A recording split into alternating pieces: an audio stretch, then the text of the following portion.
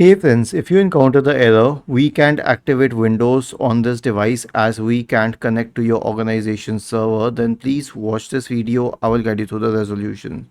Now, it has been mentioned on the Microsoft Answers forum and I'll explain you the solution. Basically, this means that the license is not valid and you may be using a license, but the license may not be valid, especially if it was acquired through volume licensing.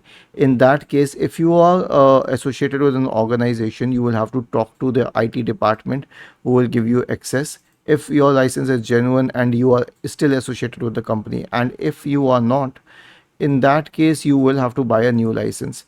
Now here's a suggestion. If you wish to check the status of your license, use a third party software. Open the Microsoft store and search for show key plus.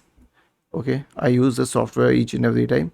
Go to show key plus, select install and wait for it to load.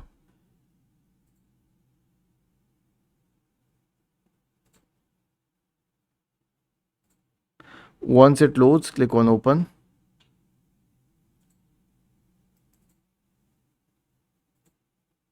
Okay, you'll find all the product information.